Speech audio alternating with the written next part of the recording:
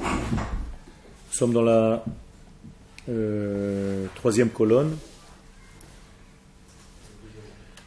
Nous avons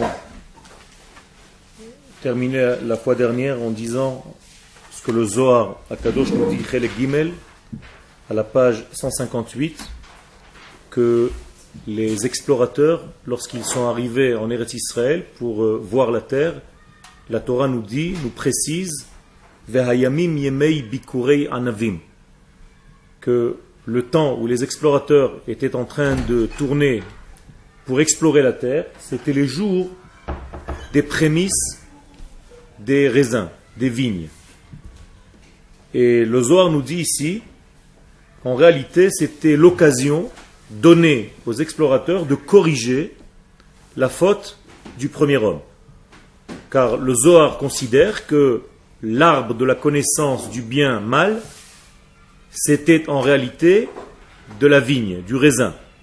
Donc lorsque la Torah précise que les jours étaient Yemei Bikurei Anavim, les prémices des raisins, nous dit le Zohar, c'est une indication pour nous expliquer la correction de la faute de Adam Arishon, et c'est pour ça que Moshe leur dit à ses explorateurs, Veitrazaktem, soyez forts, renforcez-vous, car pour corriger cette faute, il faut se renforcer, et donc la terre dévoilera sa sainteté du départ, comme on avait expliqué que la terre d'Israël seule avait choisi de rester fidèle à la volonté divine, et c'est pour ça qu'on l'appelle Eretz, Eretz qui vient du mot Rotze, Ratzon, la volonté. Donc la terre d'Israël a gardé la volonté de faire la volonté du Saint béni soit-il.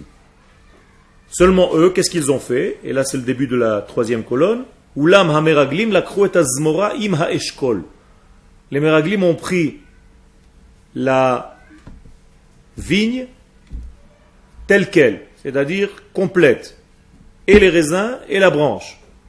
Vaichretu misham zemora veeshkol anavim echad, comme il est écrit dans le verset, ils ont pris là-bas une zemora, c'est-à-dire une branche tout entière avec les raisins dessus. Que voulait-il montrer par cela? Réponse, les harot ki kechol ha'aratzot eretz Israël. Montrer, de prouver aux hommes d'Israël que la terre d'Israël avait en réalité la même valeur, le même niveau que les autres terres. Autrement dit, que la terre d'Israël n'était pas supérieure aux autres terres, c'était exactement le même niveau. Ve'en ta'am etza upiria shavim. Ça veut dire que le goût de son arbre et le goût de ses fruits, les fruits de l'arbre, qu'elles ne sont pas le même goût. Autrement dit, il y a une différence entre le résultat et la source, comme les autres terres. Si on veut simplifier ce qu'on est en train de dire, ça veut dire que la terre d'Israël est loin de son idéal divin, qu'elle a perdu en réalité, en descendant, elle a perdu sa proximité avec l'idéal divin, comme les autres terres, ni plus ni moins. Tout à fait. Mais parce que c'est ce que les explorateurs voulaient montrer. Ça veut dire que les explorateurs voulaient contrarier, en fait, même ce que la terre à elle avait décidé de rester fidèle. Donc ils ont voulu montrer aux hommes, à leurs frères, pour ne pas monter en Eretz Israël, une fausse information, c'est-à-dire, vous voyez en Eretz Israël, le goût de l'arbre et le goût du fruit sont différents, c'est-à-dire, c'est exactement comme les autres terres. Les enfants d'Israël, eux, sont tombés dans la déprime, c'est-à-dire sans même vérifier, sans même regarder, ils sont tombés dans cette dépression, car ils faisaient confiance à ces hommes-là, qui étaient donc des chefs de tribu, et à partir de ce moment-là, quelle a été fixée malheureusement cette fameuse date, Tisha B'Av, c'était le même soir, où la communauté d'Israël a commencé à pleurer, et ce pleur a été fixé pour toutes les générations jusqu'à l'avènement messianique. Ve'im omnam mitzad achet haklali nistater ve'ne'ilam kocha hanizgav shel Eretz Israël. Et là le Rav nous dit, effectivement, à cause de la faute générale, la qualité, la force, la supériorité de la terre d'Israël a été cachée. Et la terre montrera son véritable niveau qu'à la fin des temps. Pourquoi? Parce que la faute collective de l'humanité a fait descendre, a caché en fait les yeux de ceux qui voient. C'est-à-dire que la terre en elle-même a gardé sa qualité première, comme on l'a dit, mais ceux qui regardent les choses n'ont pas la force de voir la vérité. Pourquoi? Ça veut dire que notre force de vision a été endommagée. Nous n'avons pas la même qualité de voir. À partir du moment où la faute a endommagé le monde, l'humanité, Israël aussi, en quelque part, ont été endommagés par cette erreur.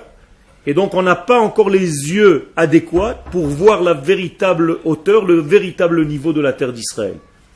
Donc ce qui se passe, c'est que quelqu'un qui voit la terre d'Israël aujourd'hui, on va dire avant la fin des temps, eh bien, il peut voir la terre d'Israël comme une terre superficielle. Et donc, comme toutes les autres terres, le goût, effectivement, de l'arbre n'est pas comme le goût du fruit. Donc, comment est-ce que tu veux me montrer que la terre d'Israël est égale, qu'elle est supérieure, au reste des terres? Tu vois bien que c'est la même chose. Si tu prends un arbre en Eretz Israël, tu prends ses fruits, le goût des fruits n'est pas le même que le goût de l'arbre. Il y a une différenciation. Bien, le Rav nous dévoile ici que d'après le Zohar, c'est faux. En Eretz Israël, le goût de l'arbre et le goût du fruit sont exacts. Alors pourquoi est-ce qu'on ne le goûte pas? Parce que nous, le problème est chez ceux qui reçoivent, on n'a pas la qualité de voir effectivement que la terre d'Israël a gardé cette hauteur, cette information, ce degré, et donc c'est nous qui voyons en réalité les choses dans leur différence. Je vous rappelle le message que le goût de l'arbre et le goût du fruit sont différents. Le message est clair, j'espère, pour tout le monde.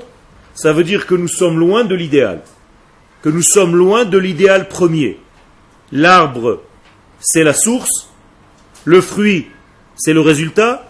Lorsque le fruit n'a pas le même goût que l'arbre, ça veut dire que le résultat n'a pas le même goût que la source.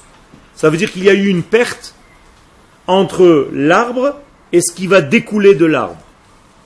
Et donc, si c'est le cas, ça veut dire que nous sommes dans une perdition, nous nous sommes trompés en route. Ça veut dire que nous sommes dans notre vie extérieure, loin de ce que nous devons être dans notre vie intérieure, comme dans notre neshama.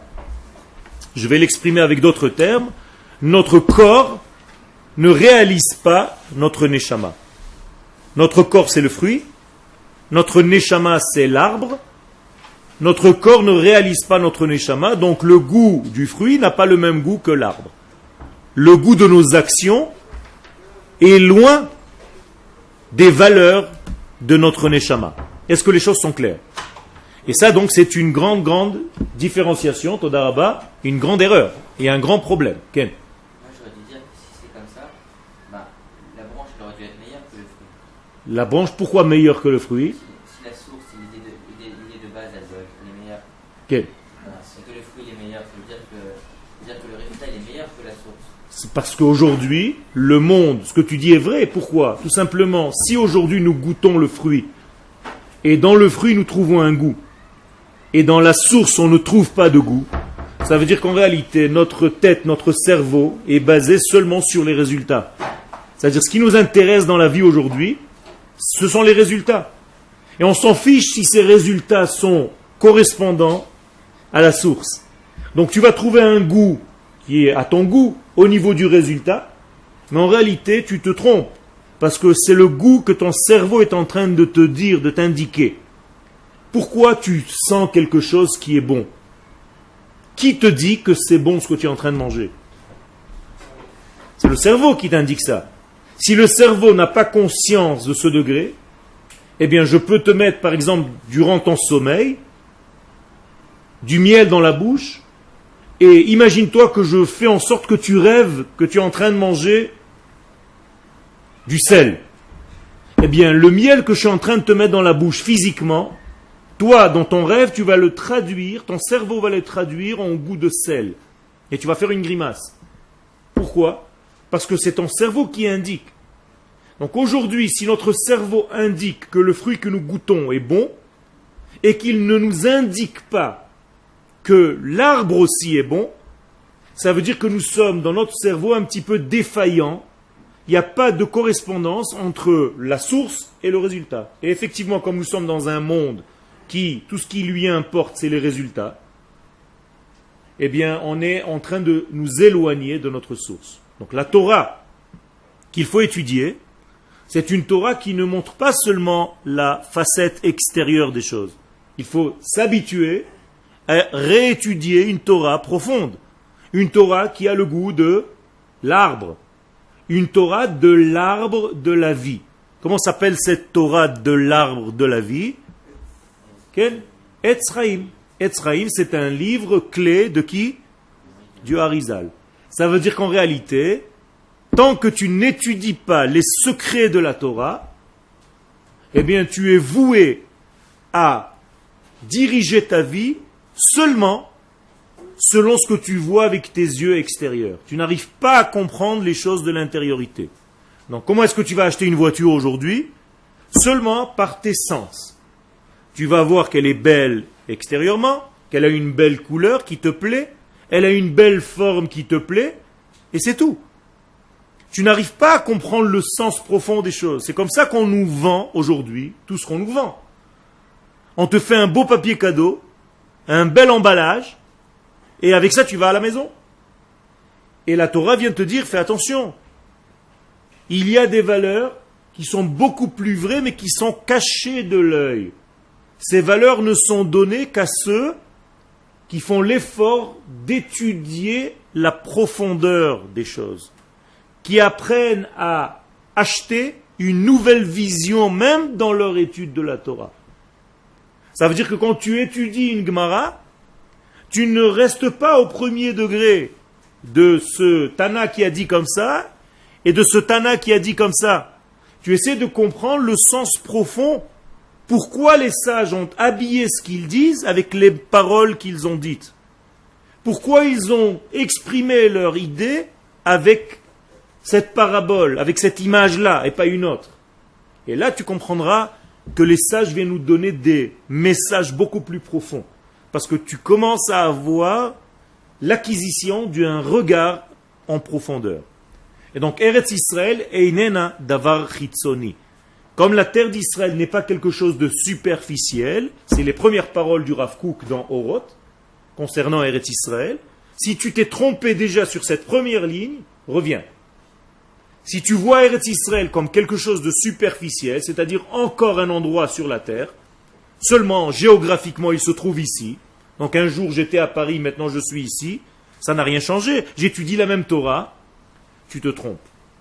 C'est ça que le Rav veut t'indiquer. Première ligne, première condition, axiome de base. Eretz Israël einena davar chitzoni. Ce n'est pas ce que tu crois. Eretz Israël n'est pas superficiel. Et si toi, tu te trompes et tu vois la terre d'Israël comme quelque chose de superficiel, sache que tu es en train de séparer l'arbre du fruit. D'accord? Et donc tu vas juger selon les résultats que tu vois devant tes yeux, et tu n'arrives pas à avoir une compréhension profonde, une vision profonde de la chose, donc tous tes choix dans la vie vont être des choix superficiels. Et tu vas te marier avec une femme seulement parce qu'elle est extérieurement belle. Et tu n'as pas vu ses valeurs intérieures parce que tu n'as pas étudié ce sens de l'étude, ce degré d'étude. Alors je dis avec des mots simples, étudier en réalité les sens profonds de la Torah, c'est pas ouvrir un livre de Zohar, c'est apprendre à ton être, à ta personne, à voir les choses en profondeur. C'est ça étudier les profondeurs de la Torah. Et où est-ce qu'on acquiert cette étude-là? Eh bien, dans ceux qui ont pris le Zohar et qui l'ont traduit dans un langage relativement humain, c'est-à-dire le Rav Kook, pour que tu puisses un jour lorsque tu t'affaires à faire autre chose que l'étude de la Torah, là-bas aussi, tu auras la même capacité de voir les choses selon leur intérieur.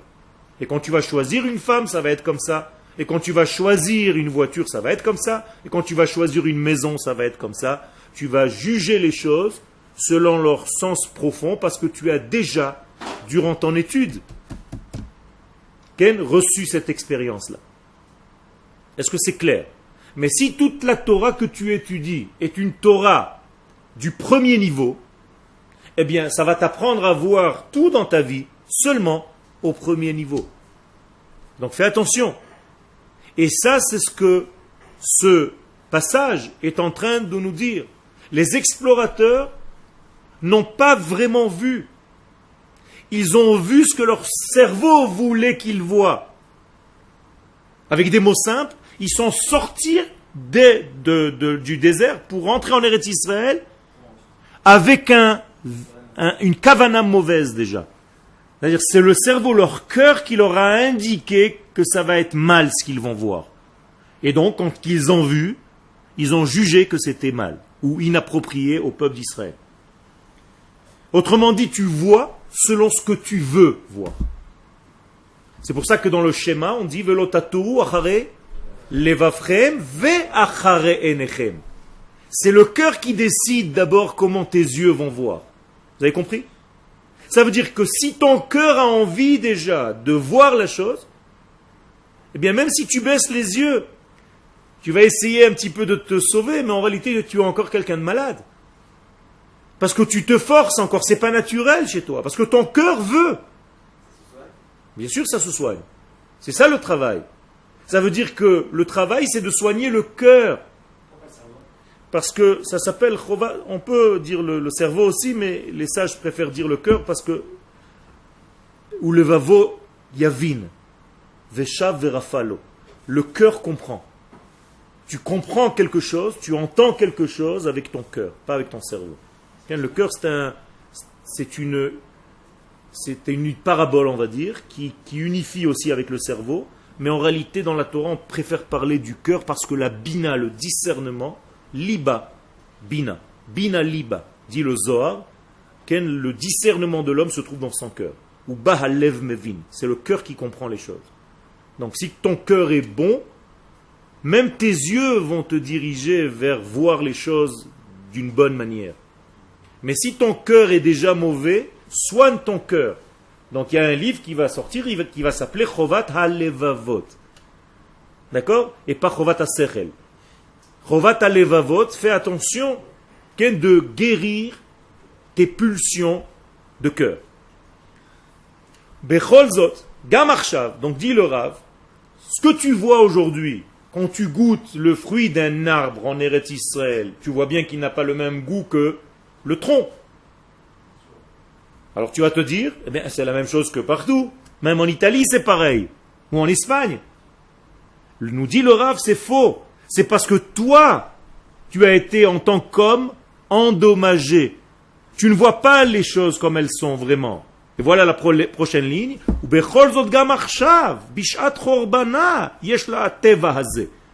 Même maintenant, pendant que nous sommes encore dans une période entre guillemets de pas encore une construction complète, on va dire. Même maintenant, et lui il parle encore dans une époque beaucoup plus vieille, même à son époque, dit le Rav, la terre a encore gardé sa nature, même maintenant pendant l'exil, de faire pousser ses prémices, ses fruits, avec le même sens qu'au départ, sans être perturbé. C'est ce que je suis en train de te dire. J'ai donné des paraboles, je suis content que tu comprennes. C'est pas le goût de la bouche, c'est le goût de l'intériorité qui a le même goût que l'extériorité. Il a fait. Et donc c'est pour ça que faire de l'agriculture en Eretz Israël, c'est en réalité labourer. Qu'est-ce que tu laboures en réalité? Ta propre émouna. Parce que la terre représente en réalité ta émouna. Qu'est-ce que c'est Masechet Zraim dans la Gemara? Qu'est-ce que c'est émouna? Ma'amin vezorea. Ma'amin vezorea, si tu as la foi, si tu as la certitude, tu peux semer la terre d'Israël et tu verras que ça va donner des fruits. L'ora kishara aratzot. Et là, le Rav fait la différenciation avec les autres terres. Ce n'est pas comme les autres terres. Chez Gidou la perot chez la emu beschar ha'emuna. Et la chez ha'emuna yachat me'avodot ha'aretz. Dit le Rav, là-bas, tu as la emuna, donc tu sèmes. En Eretz Israël, la emuna, c'est la semence elle-même. C'est-à-dire, il n'y a même pas de différenciation entre ce que tu es en train de faire, ton acte de semer, et la notion de emuna qui est à l'intérieur de cette semence. D'où est-ce que le Rav prend ses références? En réalité, ces références se trouvent dans le prophète.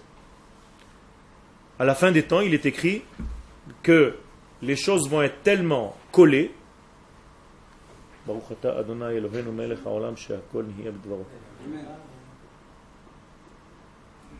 que les notions vont être tellement collées que ça va être,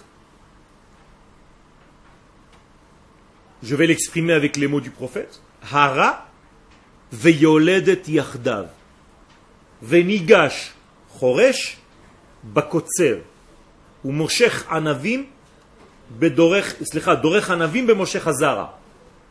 Traduction, la femme va être enceinte, elle va accoucher en même temps. Comme avant, comme au départ, comme Chava.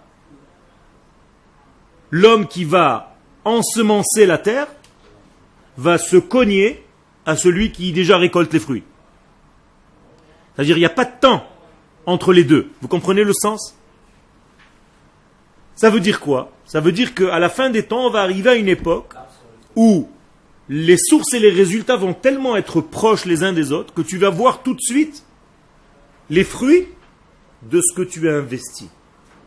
Ça veut dire que si tu fais quelque chose de mal, chas v'shalom, immédiatement tu vois les fruits de ce mal. Et si tu fais quelque chose de bien, tu vois immédiatement les fruits de ce bien.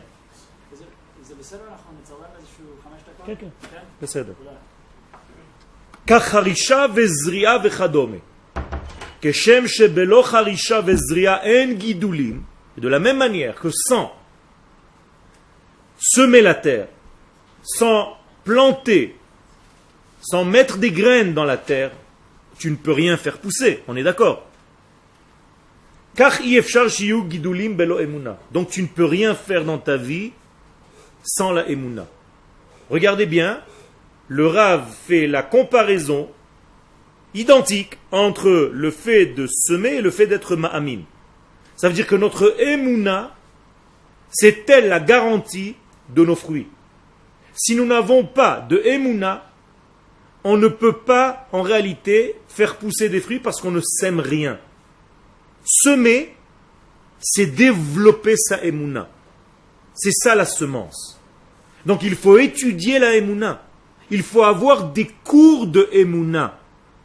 Parce que quand tu as des cours de emuna, quand tu prends des cours de emuna, quand tu étudies ce sujet de la emuna, eh bien tu verras les fruits en réalité de tout ce que tu fais. Mais si tu étudies, mais tu n'as pas approfondi ce sujet-là de la emuna, c'est comme si tu avais une terre, mais tu ne mettais pas des graines, tu ne labourais pas cette terre, donc il n'y a rien qui pousse, ras v'shalom. Alors, tout le monde aura des emuna, ça veut dire au niveau des fruits. C'est évident. Alors, la emuna, il y a des différences. Il y a des hauteurs. Il y a des katne amana, des hommes qui sont petits de emuna, et il y a des gens qui sont gdolim be emuna, des grands dans la emuna. Il y a une différence. Ça veut dire que pas tout le monde est au même niveau. Quand c'est caché, c'est beaucoup plus. Je suis d'accord, mais quand c'est dévoilé, comment on peut voir les différences de emuna? Tu peux le voir quand tu as quelque chose qui est certain chez toi dans ta vie. Est-ce que tu as des certitudes dans tout? Oui ou non? Oui, bien sûr, on a des certitudes. Mais est-ce que tu as des certitudes dans tout? À combien est ta certitude? Alors, tu peux mesurer à combien tu es dans ta certitude. Est-ce que tu certifies Dieu dans ta vie? Oui, mais ça c'est évident. Comment c'est évident? Tu certifies Dieu dans ta vie? Ça doit certifier. Ça veut dire que dans tout ce que tu fais passer à Kadosh Baruch Hu. Ah, il a fait. Ça veut dire que, Si je fais une avéra, forcément, je fais pas même pas si tu fais une avéra, même si tu fais quelque chose, mais tu n'as pas eu la conscience totale de faire passer Akadosh Baruch Hu dans cet acte, ok, il ne passera pas autant que quand tu es dans cette condition-là. Si tu te réveilles la nuit et tu mets tes tefilines, tu as fait une mitzvah ou pas? Non. Pourquoi? Parce que tu étais en plein sommeil, en plein rêve. Donc tu n'as pas de conscience de ton acte. Donc ça ne vaut rien. C'est un acte de singe. Mais quand tu te lèves le matin et tu dis je vais mettre les tefilines maintenant, tu participes à cela. Donc tu fais passer du divin en toi à travers l'acte de tefilin que tu es en train de mettre sur ton bras et sur ta tête. Tu fais advenir du divin sur terre. C'est différent complètement. Donc là, tu certifies avec une prise de conscience. Là-bas, non.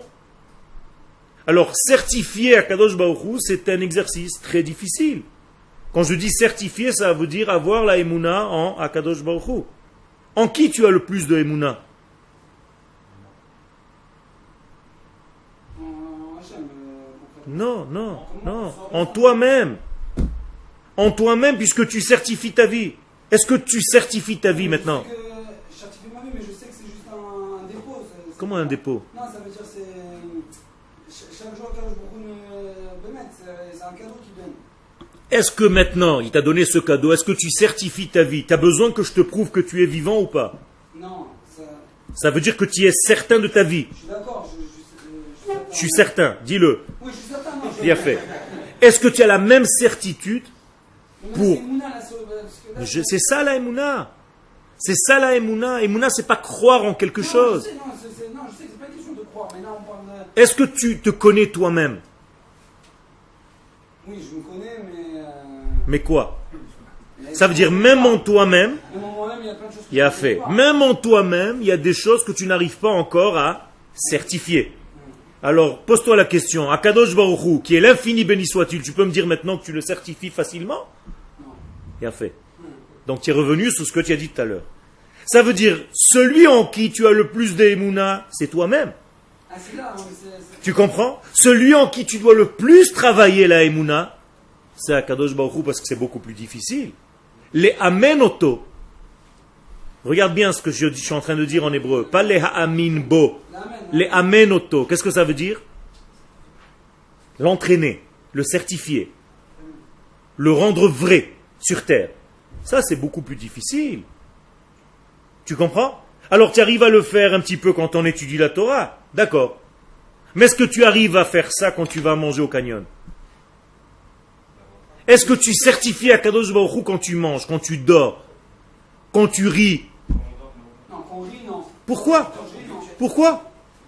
Quand tu achètes des chaussures, qui achète des chaussures? C'est toi? Je suis peut-être que là, c'est un avant-première, mais rire, Rire? c'est quelque chose qui est tellement maintenant naturel que là maintenant, quand je bouge, je ne veux même pas... Ah, alors justement, il faut travailler tout ça. Ça veut dire tout ton être, dans toutes tes actions, à tous les instants de ta journée, dans toute ta vie, pas seulement quand tu étudies la Torah, tu dois certifier. Bien fait. Mais c'est ça, c'est ça certifié. Ça, c'est certifié. D'accord? Donc toi, tu te certifies parce que tu es conscient de ton corps. Ton corps, il est tout le temps conscient de son vivant. Si j'ai besoin de te prouver que tu es vivant, il faut vite t'enfermer. D'accord? Il y a des gens qui n'ont pas la certitude que leur père, c'est leur père. Ils voient quelqu'un dans la maison marcher, ils se demandent si on ne l'a pas changé quand il était petit à l'hôpital. Donc peut-être c'est pas mon père, peut-être c'est pas ma vraie mère. À partir du moment où tu n'as pas cette émouna, cette certitude, tu es malade.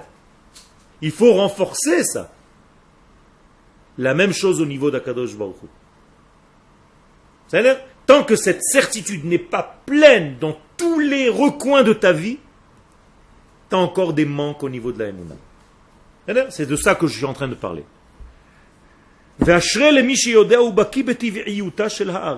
Donc, moralité, je fais la même chose au niveau de la terre. Est-ce que tu as la émouna dans la terre d'Israël?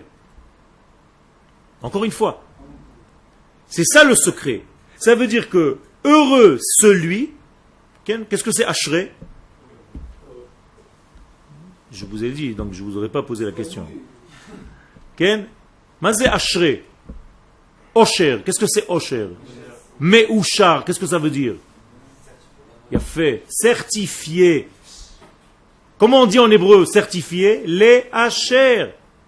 Et si c'est certifié, je disais Me'ushar. Alors toi tu as traduit heureux. Et c'est la même chose. Quand je certifie l'essence, je suis heureux. C'est ça être heureux. C'est certifier à Kadosh Baruch Hu dans sa vie. Donc Adam Me'ushar, c'est Adam Shem Me'asher. Tu ne peux pas être Me'ushar si tu n'es pas Me'asher et Haboré. Est-ce que c'est clair? Ok.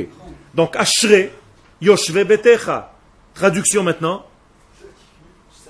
Ceux qui certifient ton être sont heureux quand ils sont assis dans ta maison. Ashre, Yoshve Betecha. Pourquoi? Parce qu'ils sont Me'ashrim et Betecha. Ils certifient ton lieu de résidence. C'est vrai? Od yehalelu chasela. Donc il continue à te louer ou à t'acheter. C'était un jeu de mots. Hein? Donc il faut être baki. Qu'est-ce que c'est baki? Professionnel. Il faut être très fort dans quoi? Dans tiv'iyuta shel haaretz, dans la nature de la terre. Et là je vous pose la question, est-ce que vous connaissez la nature de la terre d'Israël? Est-ce que vous connaissez votre nature? C'est ça le travail. C'est ça le travail. Sinon, on ne peut pas se certifier à 100%. Il a fait, tout à fait, c'est ce que je lui ai dit tout à l'heure. Si moi je n'arrive même pas à être ma'amin be'atzmi, comment je peux être ma'amin b'Hashem? Comment je peux être ma'amin be'eretz Israël? Comment je peux être ma'amin be'am Israël? On ne peut jamais se certifier à 100%. Il a fait, donc c'est ça le travail. Il faut que tu arrives à te certifier. L'une des malédictions dans la Torah, chas v'shalom, velo ta'amin bechayecha. Chas v'shalom. C'est la plus grande des malédictions. C'est celui qui n'arrive pas à certifier son vivant, sa vie. Il vit, mais il ne vit pas. Ba boker tomar mi iten erev, ou ba erev tomar mi iten boker. Chas v'shalom, les malédictions. Le jour, tu voudras qu'il fasse nuit, et quand il fait nuit, tu voudras qu'il fasse jour. C'est une tannée. Et c'est là où il faut travailler. Et cette émouna, cette vadaout, cette certitude, elle fait partie de ton travail dans le judaïsme.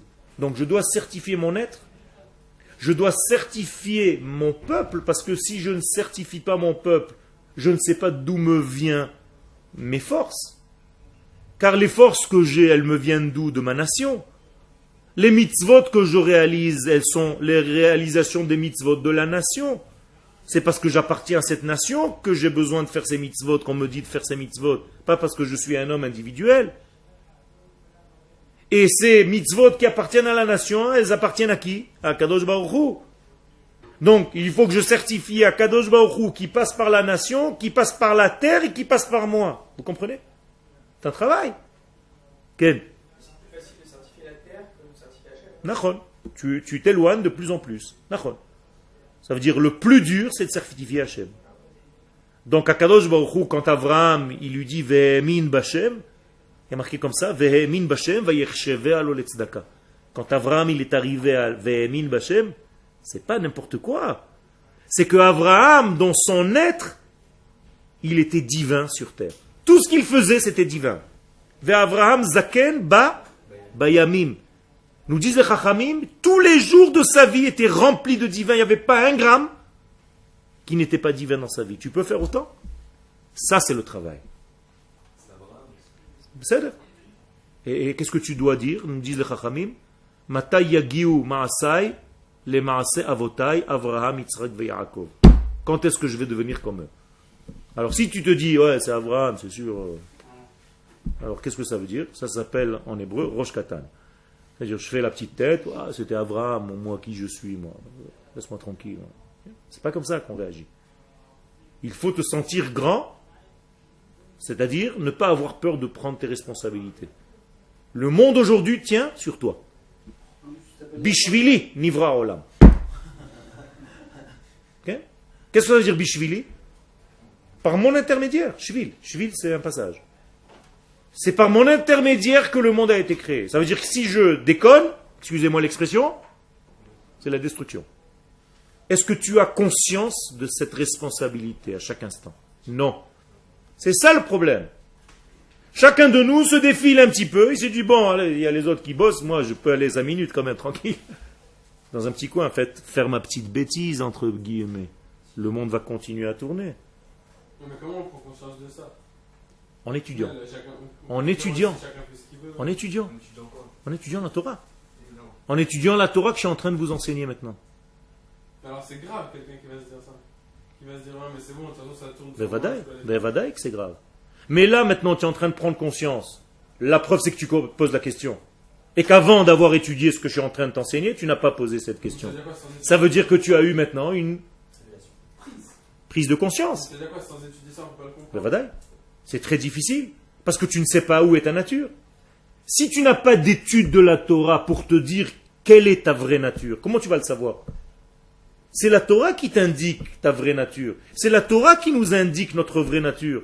Si on n'étudie pas la Torah, d'où est-ce que je vais savoir quelle est ma vraie nature? Je vais croire que ma vraie nature, c'est de manger, de courir, de, je ne sais pas moi, grimper sur les arbres, pousser des cris. D'accord? Donc ma vraie nature, c'est l'étude de la Torah. Donc il faut que j'étudie. Et là, j'ai véritablement le choix. Sinon, je n'ai pas vraiment le choix dans la vie. Quelqu'un qui n'étudie pas la Torah n'a pas véritablement le choix dans sa vie. Parce qu'il est poussé par ses instincts. Donc il n'a pas le choix.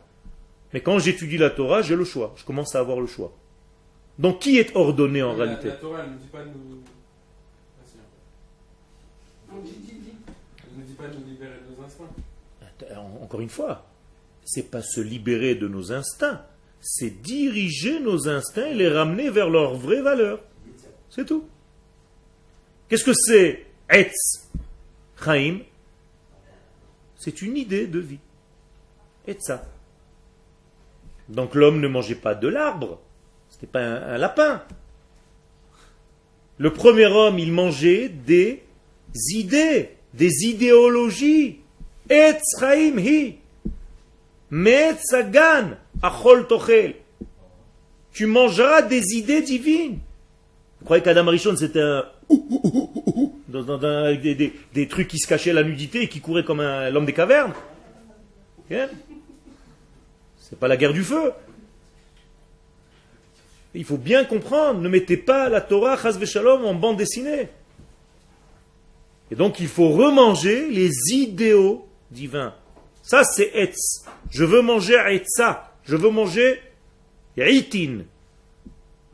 Itin en araméen c'est etzot. Non, itin avec un tête et pas avec un tav. Ça veut dire mitzvot. Et les mitzvot, ça s'appelle des itin. Et donc, qui est ordonné de faire une mitzvah? Seulement celui qui a le choix. Quelqu'un qui n'a pas de choix dans sa vie n'est pas ordonné de faire des mitzvot. On ne peut pas ordonner quelqu'un qui n'a pas de choix à faire une mitzvah. Tu ne peux pas dire à un chat de faire une mitzvah. Il n'a pas de choix. Il vit selon sa vraie nature. Lui. Pourquoi? Parce que chez lui, la nature fonctionne à merveille. Le même chat du début, c'est le même chat à la fin. Extraordinaire. Chez l'homme, c'est un petit peu problématique. Son instinct ne fonctionne pas. Il faut qu'il l'étudie. Il faut qu'il travaille.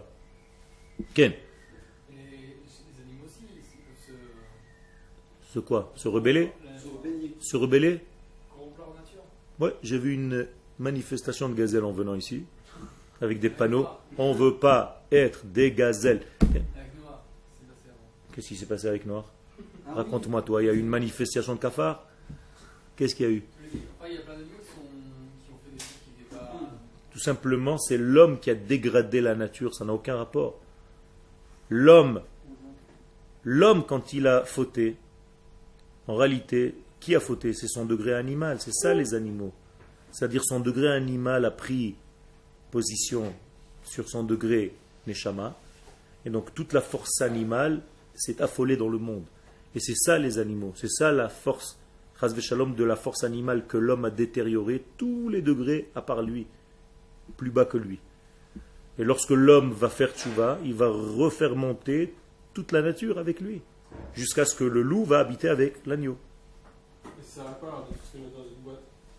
On ne les a pas mis dans une boîte, ils sont rentrés tout seuls, ils ont été aimantés, parce qu'ils ressemblaient à la nature de cette boîte. C'est comme Eretz Israël, la Teva de Noach, c'est Eretz Israël. Tu as été aimanté pour venir habiter ici. C'est pas seulement un choix que tu crois que tu as choisi tout seul, c'est un aimant. On t'a aimanté, tu as entendu cette force-là et tu es venu. Tu crois que Moshe Rabbeinu il est allé faire un safari ou Noach pour faire entrer les lions dans la Teva? Le pauvre, il devait être fou, recourir après un rhinocéros pendant des heures. Sa femelle, les autres, après on va commencer avec les papillons, après on termine avec les serpents, après on continue. Il y a des milliards, hein? Des milliards. Combien de temps il te faut pour ça?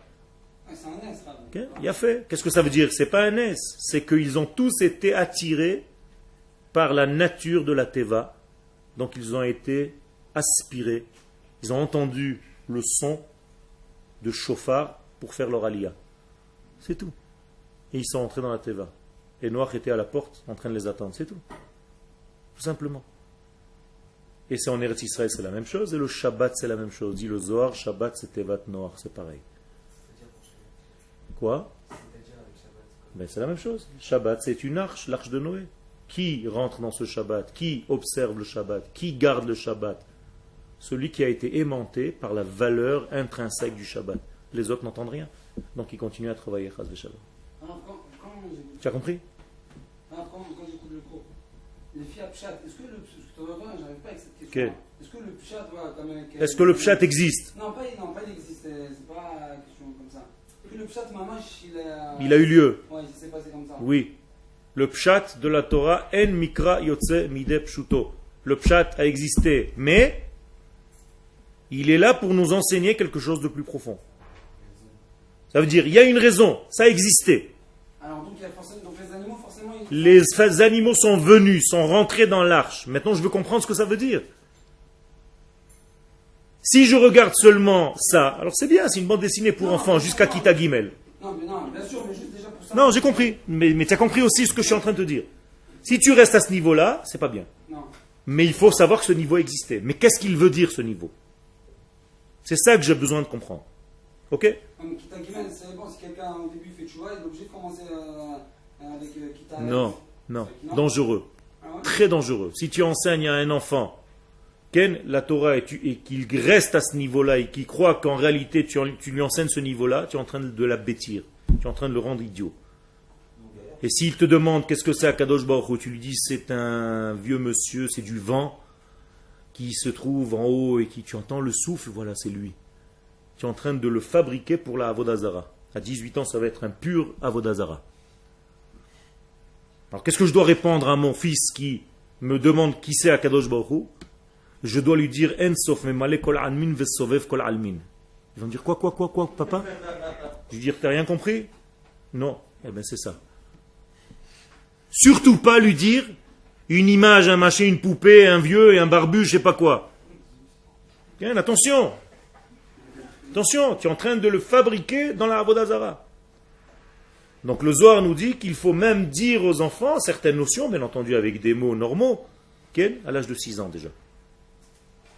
C'est-à-dire que je dois enseigner à mon fils que ce qu'il étudie dans la Torah, c'est une histoire, mais cette histoire, elle a un sens profond. Et bien, Ezrat Hashem, quand tu seras un petit peu plus grand, je t'enseignerai ça.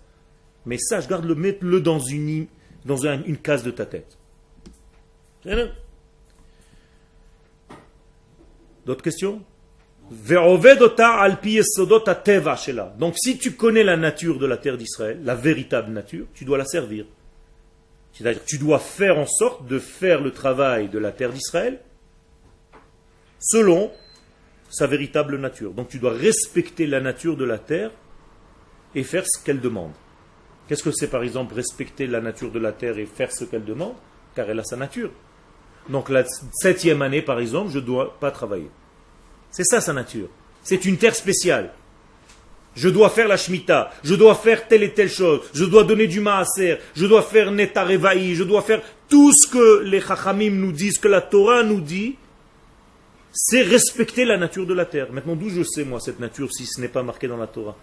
D'où je sais moi qu'à la 3e année il faut faire ci, à la 7e année il faut faire ci. Quand j'ai un arbre qui pousse, je dois prendre la prémisse de mes arbres, de mettre un caoutchouc autour, machin, de les signaler, de faire un fil, de les prendre, de les offrir à Jérusalem, de ne pas les manger à la 3e année, seulement à Jérusalem. D'où je sais moi tout ça. Bien, la Torah vient m'enseigner, donc elle m'enseigne en réalité la nature des choses. Donc la Torah, elle m'enseigne ma nature en tant que juif, elle enseigne la nature de ma terre, et elle enseigne la nature divine, en quelque sorte, si on peut dire comme ça. Et sans cette étude, je ne peux rien savoir de tout ça. Je vais pousser comme un animal, chas v'shalom, alors que je suis un homme. C'est ça? Shebichlala ma'emuna teora. Et donc, quand on a une question, est-ce qu'on doit rentrer tous les gens à l'armée? La réponse est non. Non. Il y a des gens qui doivent étudier la Torah. Parce que ce sont des lumières de la Torah. Et ils doivent, avec leur étude de la Torah, avec la conscience qu'ils sont en train de le faire pour le peuple, aider le peuple d'Israël dans leur Torah. Ceux qui ne sont pas capables d'être dans leur étude, eh il faut qu'ils fassent moitié-moitié. Comme un Bachour Yeshiva de Merkaz Arav. Moitié Torah, moitié armée. Ceux qui ne sont pas capables de se concentrer, qui veulent servir leur nation, il faut qu'ils fassent l'armée, mais il faut qu'on mette un petit peu d'études. C'est pas blanc ou noir. C'est pas tout le monde pareil. On rentre tout le monde dans un bloc. C'est pas comme ça la Torah. Ken. Ken. Non. Et pas tout. Il a fait. Donc il va trouver, avec sa manière à lui, comment défendre la terre d'Israël. Ken, il y a plusieurs manières de défendre. Ken, la Torah, elle est marzeket haolam. La véritable Torah, elle tient le monde, bien entendu. Donc il va s'associer avec un soldat. On peut trouver une combine en disant comme Issachar et Zvouloun, toi tu vas étudier, mais tu fais des kavanotes pour moi. Et moi je vais étudier, je vais faire des kavanotes pour toi. Non. Je vais trouver ce que je suis en train de te dire. Tu connais Oroth. Je vais te prouver ce que je viens en train de te dire. Lamed. Voilà. La gymnastique que les jeunes d'Israël font sur la terre d'Israël, les chazek et goufam pour renforcer leur corps, c'est-à-dire les militaires ils sont là pour renforcer leur corps, tous ces gens qui font pour la nation, bishvil yot banim amitze koach lauma, bien entendu pour servir la nation avec des muscles, pour être fort, pour entrer dans une yechida kravit. Tu sais ce qu'ils font ces gens-là quand ils font leur gym, leur sport? Ils sont en train de renforcer les tzadikim elyonim, les kabbalistes, aoskim beyichudim, qui sont dans la yeshiva en train de faire des yichudim, c'est-à-dire de combinaison de noms d'Akadosh Baruch Hu. Shel shemot akdoshim. Comment ils font ça? Incroyable, d'où il nous sort ça le Rav Kook? Il dit en gilui echad omed beli chavero klal. Il n'y a pas un sans l'autre. Attention. Et d'où il nous rapporte? De David Amelech. Va ya'as David Shem. David c'était un kabbaliste. Il s'occupait de Yichudim, de Shemot à Kodesh. Ve David asa mishpat uzdaka lekol amo. Et en même temps, la caméra, on la bouge un petit peu ailleurs. Ve Yoav ben Tserouya ala tzava. Son chef de guerre, Yoav ben Tserouya, était en train de faire l'armée. Ça veut dire quoi? Ça veut dire que ce que David arrivait à recevoir du divin, c'était grâce à ce que faisait Yoav ben Tserouya pendant ce temps-là dans une yechida kravit. J'ai pas dit que patour. J'ai pas dit patour. Non. J'ai dit qu'il fallait trouver une manière de faire participer cet homme-là à sa manière, l'intégrer peut-être à donner des cours à l'armée. Nachon, il n'est pas obligé, pas tout le monde est lochem à l'armée. Il a fait. Mais pourquoi la mitzvah serait que tout le monde fasse l'armée?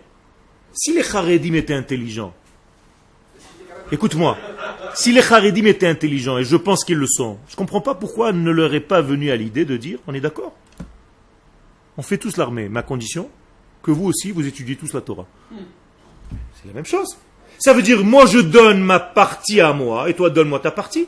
Ça veut dire, je suis d'accord que tous mes élèves rentrent à l'armée, mais à condition que 6 mois par an, Tu m'amènes des conférenciers, tu m'amènes des trucs. Ça aussi, ça fait partie de ma vie. Tu respectes mon truc, je respecte ton truc. C'est la même chose, on est dans un seul peuple. Quel? Oui. S'il peut être gravik, si sa manière d'être, il n'est pas patour de la Torah.